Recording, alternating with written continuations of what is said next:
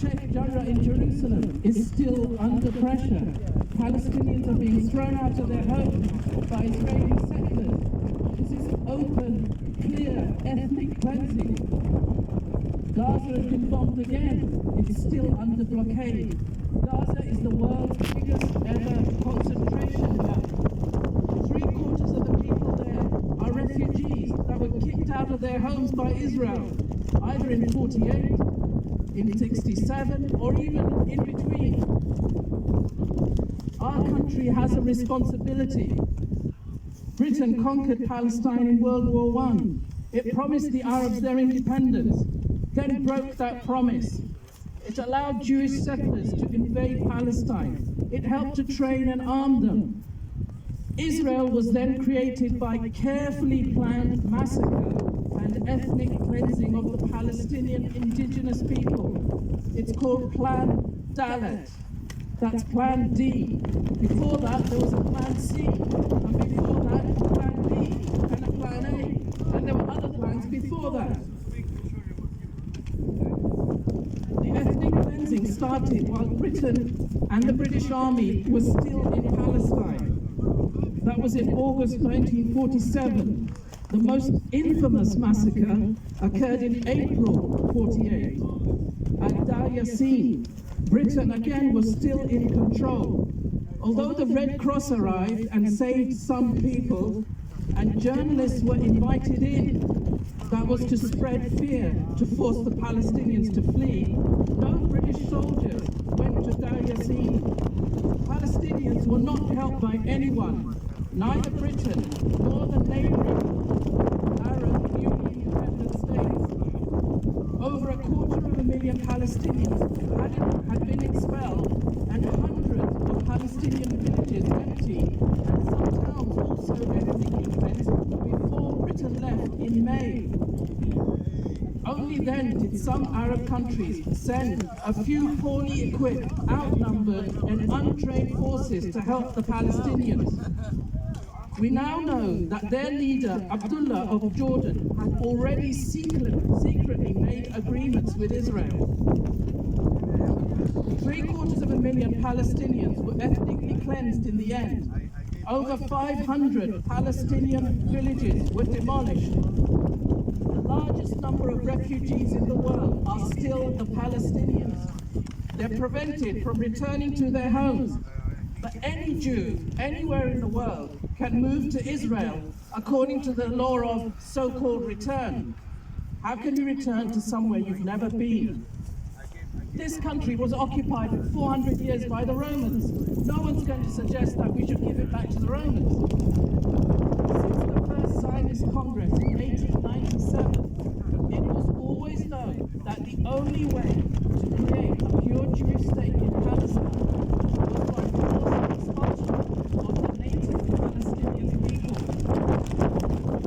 Zionists sent rabbis to Palestine to investigate the situation. They sent back a cable saying that the bride is beautiful, but already married. In other words, they were already Palestinians on that land. Israel is the most racist state in the world, with Jewish-only homes, Jewish-only roads, and Jewish-only farms that are forbidden to Palestinians. The Israeli army calls Jewish-only roads sterile roads. Sterile is when you clean bacteria from your kitchen worktop. They compare Palestinians to bacteria. There are 65 laws that discriminate against Palestinian citizens. The worst are the law of return, already mentioned, the new nation-state law, which makes Israel the state of Jewish people alone and not the Palestinians that are living there, and the absentee property law, which stole Palestinian homes from any Palestinian who was absent from their house even for one day during a particular period, even if they were forced to leave by Jewish terrorists or to escape attack.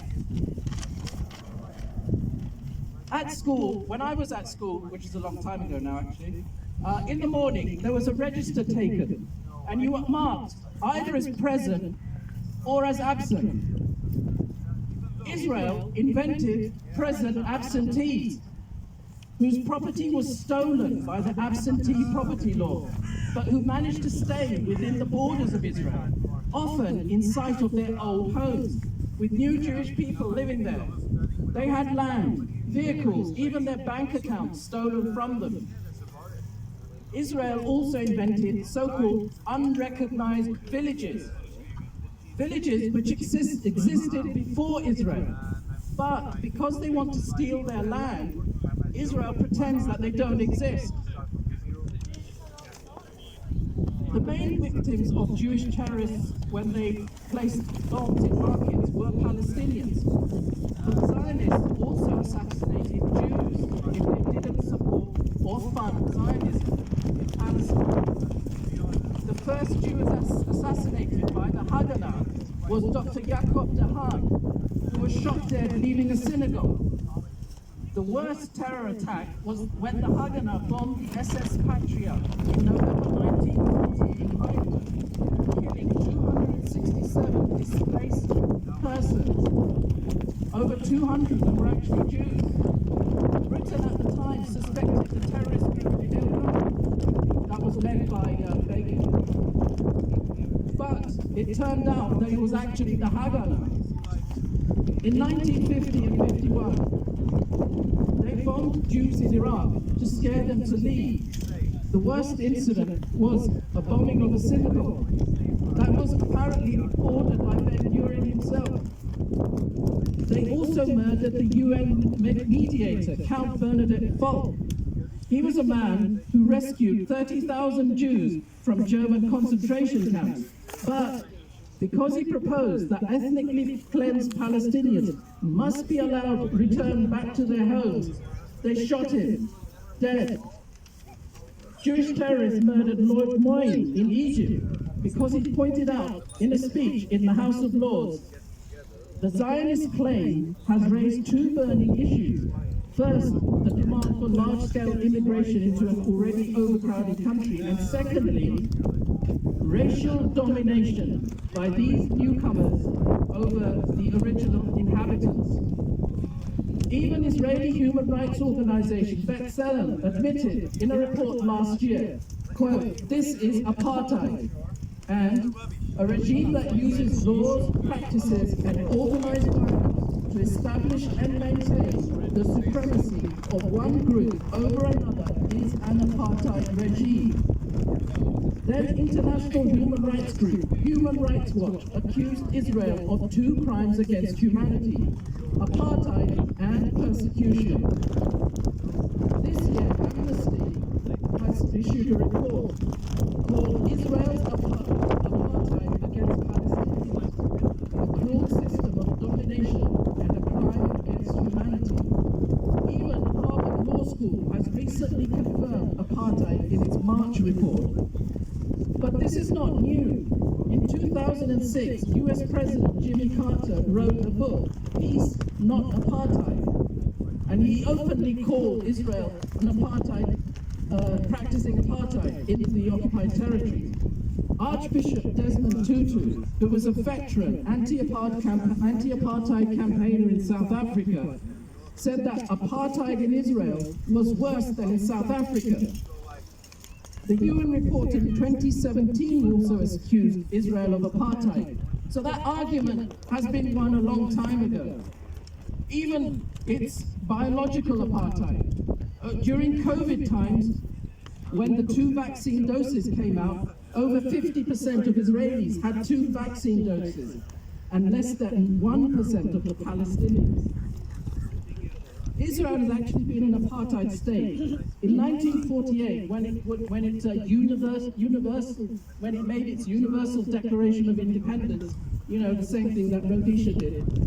In 1948, until 1967, Jews were under civil law, but Palestinians were under a different and military law. And they got it ready for the 1967 invasion.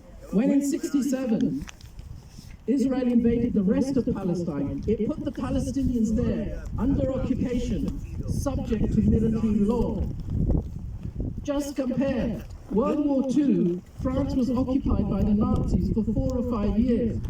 The occupied Palestinian territories have been occupied for over 50 years. In the last 20 years, Israel has murdered, on average, 1 Palestinian child every 2 days.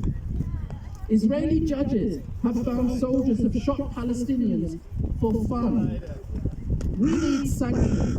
We need weapons bans. We need BDS, boycott, divestment, and sanctions. Why have they been implemented for Ukraine, but not for Palestine? Whew.